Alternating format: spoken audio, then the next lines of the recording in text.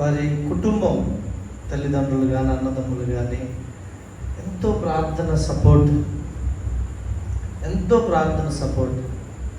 నేను గత కొన్ని సంవత్సరాల నుంచి నేను గమనిస్తూ ఉన్నాను, బాగా ప్రేయర్ సపోర్ట్. నేను వాళ్ళని చూసినప్పుడు అనుకునేవాడిని, ప్రభు నాకు కూడా ఇటువంటి ప్రార్థన, అంటే నేను అనేది కుటుంబంలో నుంచి ప్రార్థనగా ప్రోత్సహించే కుటుంబంగా ఉంటే బాగుండేది అనేసి ఒంటరిగానే చాలా పోరాడుతూ ఉండేవాళ్ళు. దేవుని మహాకృప.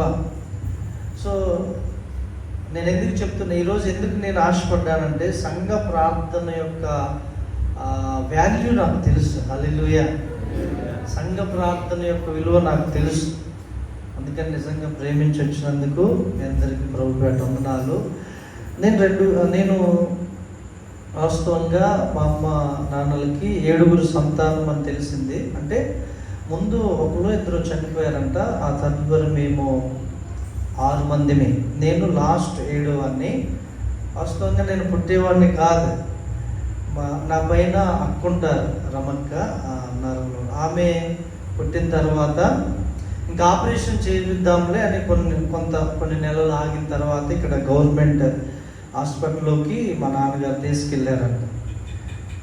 తీసుకెళ్ళగానే ఇక అప్పుడు ఆపరేషన్ అంటే ఇక బెడ్ మీద పడుకుందంట. ఆ డాక్టర్ గారు అన్ని ఆయుధాలు సిద్ధపరచుకున్నాడు ఆపరేషన్ చేయడానికి. మా అమ్మగారు ఈ ఆయుధాలన్నీ చూసింది. ఈ ఆయుధాలు, కత్తులు,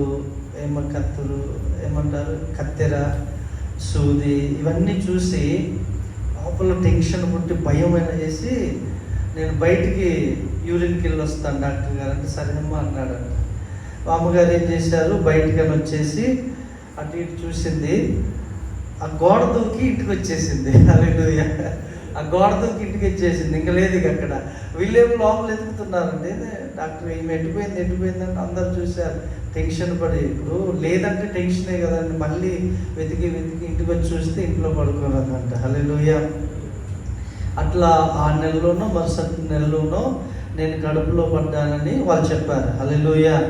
వాస్తవంగా ఆ రోజు ఆపరేషన్ అయ్యి ఉన్నట్లయితే ఏమో తెలియదు, నేను పుట్టేవాడిని కాదు వారి గర్భంలో. సో దేవుని ప్రణాళిక ఉంది, దేవుని యొక్క ఉద్దేశం ఉంది. వాస్తవంగా మా కుటుంబం మేమందరం అన్యజనులం. నాకు చిన్నప్పుడు, అంటే నా చిన్నప్పటి నుంచి దాదాపుగా నాకు 16 సంవత్సరాలు వయసు వచ్చేంత వరకు, 14-16 సంవత్సరాలు వచ్చేంత వరకు మేమంతా ఉమ్మడి కుటుంబంగానే ఉండేది. చాలా ఒక 14 గదులు ఉండేది, పెంకుటిల్లు భారీగా. మా పెదనాన్న వాళ్ళ పిల్లలు, మేము, పెద్ద ఇల్లు. సంక్రాంతి, దసరా వచ్చిందంటే దాదాపు 50 మంది కుటుంబ పిల్లలు, మనవరాలు అందరూ కలిసి ఉండేది. అంత పెద్ద ఫ్యామిలీ. అయితే ఆ తర్వాత అందులో మొట్టమొదటిగా దేవుడు నన్ను రక్షించుకున్నాడు. ఎలా రక్షించుకున్నాడంటే, మా రావిగూడెంలో ఒక ఇంట్లో ఒక దైవజనులు యేసు ప్రసాద్ పాస్టర్ గారని, ఆయన అక్కడికి సేవకు వచ్చారు. పిల్లలందరూ గురువారం రోజు ప్రార్థన ఈవినింగ్ జరిగేది. నేను కూడా సరదాగా వెళ్దామని, నేను 3వ తరగతి 4వ తరగతి చదువుకుంటున్న వయసులో వెళ్ళి కూర్చున్నాను. ఒకరోజు బుధవారం కూర్చున్నా, సరదాగా డ్రమ్ము కొడుతున్నారుగా, నేను కూడా వెళ్దానని వెళ్ళి కూర్చున్న తర్వాత ఆ రోజు ఏం చేశారంటే, ఆ పాస్టర్ గారు ఆదికాండంలో నుంచి ఒక మాట చెప్తున్నాడు. నరుణ్ణి దేవుడు అంట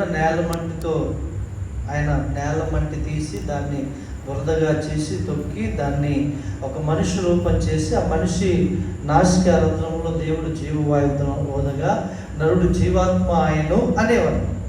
అనగా నా మాట నాకు టచ్ అయింది. హల్లెలూయా.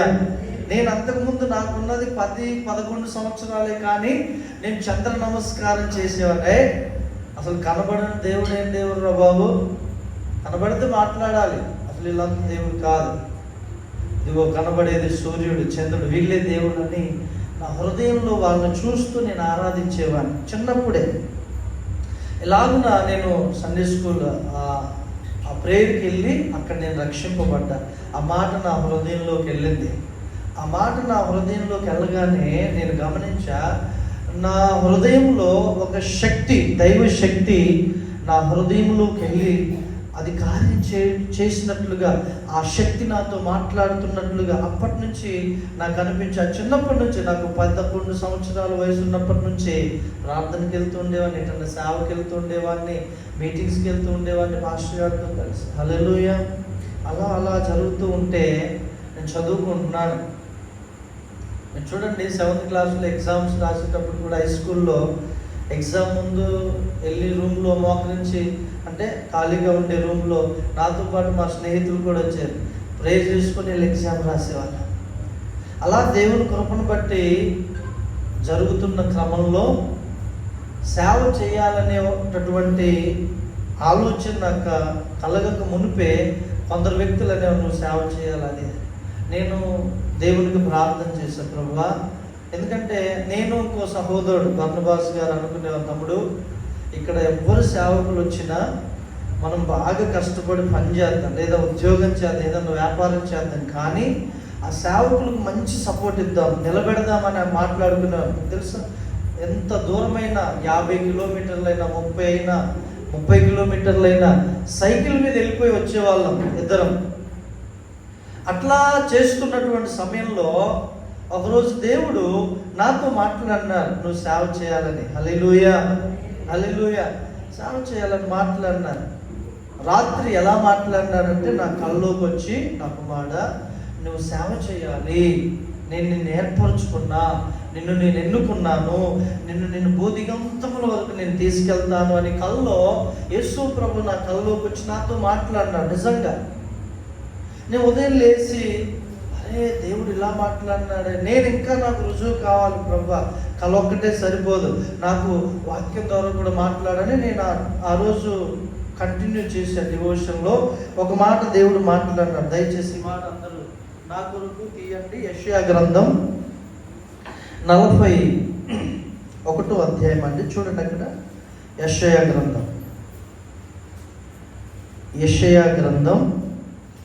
41వ అధ్యాయంలో 9-10 వచనాలు చాలా అద్భుతంగా దేవుడు ఈ మాట చదువుతూ ఉంటే రాత్రి కలలో దేవుడు మాట్లాడిన మాటలు నాకు గుర్తుకొస్తున్నాయి. నా శరీరం వణికిపోతుంది. చూడండి 9వ వచనం, ఎవరైనా చదవండి. 9-10 వచనాలు. భూదిగంతముల నుండి నేను పట్టుకొని దాని కొనల నుండి పిలుచుకొనిన వాడా, నీవు నా దాసుడవనియు నేను నిన్ను ఉపేక్షింపక ఏర్పరచుకొంటిననియు నేను నీతో చెప్పి ఉన్నాను, నీకు తోడై ఉన్నాను, భయపడకుము, నేను నీ దేవుడనై ఉన్నాను, దిగులు పడకుము, నేను నిన్ను బలపరుతును, నేను నీకు సహాయము చేయవాడను, నేనే నీతి యను నా దక్షిణ హస్తముతో నిన్ను ఆదుకొందును. హల్లెలూయా. మాట్లాడగానే ఈ మాట నేను డిసైడ్ అయిపోయాను సేవకి. చాలా అద్భుతం అండి. ఎందుకంటే దేవుడు పిలవకుండా సేవలోకి వెళ్తే అటువంటి వ్యక్తి నిలబడలేదు.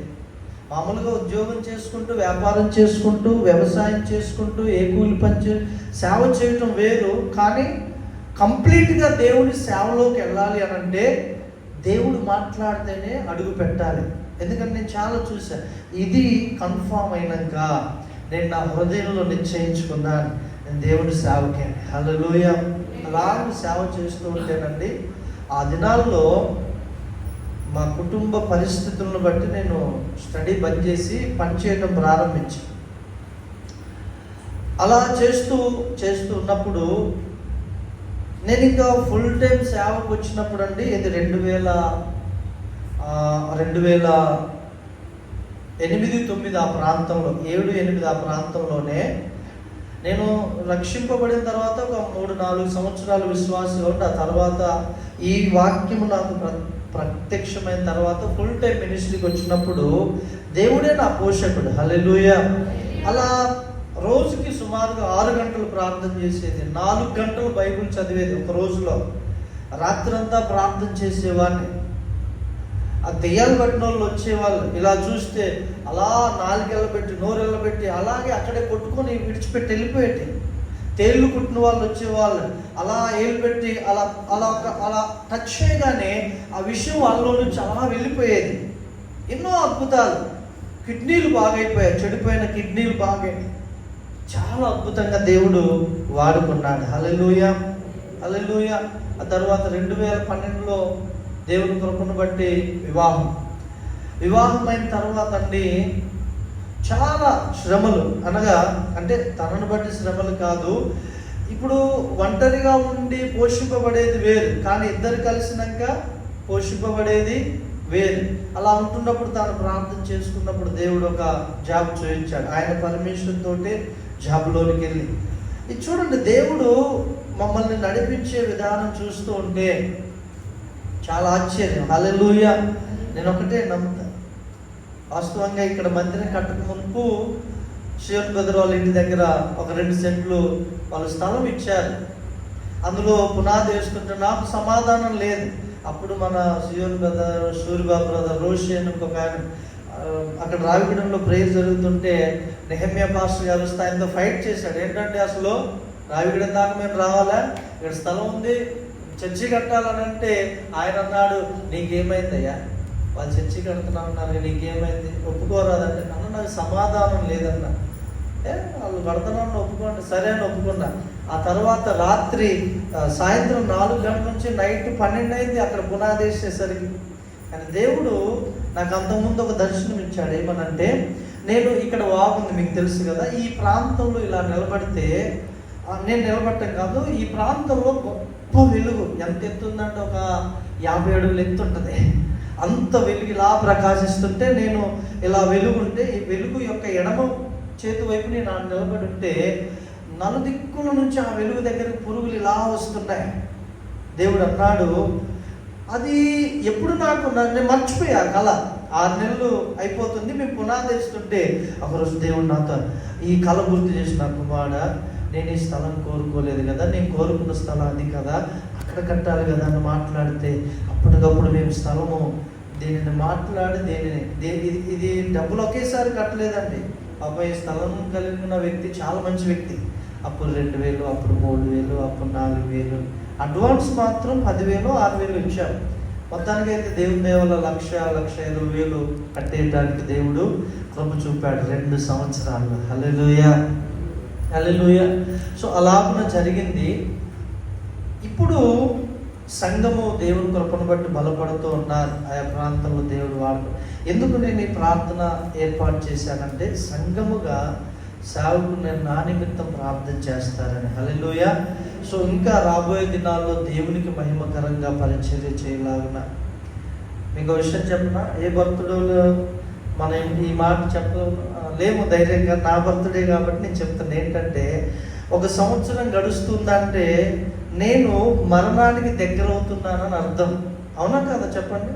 100%. అంటే నాకు దేవుడి భూమి మీద ఇచ్చిన సంవత్సరాల్లో ఇంకొక సంవత్సరం వెళ్ళిపోయింది, మరొక సంవత్సరం మరణానికి నేను దగ్గరికి వెళ్తున్నాను. అంటే నా భయము, నా ఆరాటం ఏంటంటే, దేవుడు నాకు అప్పగించిన పని నేను నమ్మకంగా, త్వరితంగా, వేగవంతంగా చేయాలనేది నా ఆశ. హల్లెలూయా. ఎందుకంటే నేను అందుకొరకు పిలువబడ్డాను కాబట్టి. ఆమేన్. సో వచ్చిన మీ అందరికీ వందనాలు. ప్రభు ఈ చిన్న సాక్ష్యం దీవించునుగాక.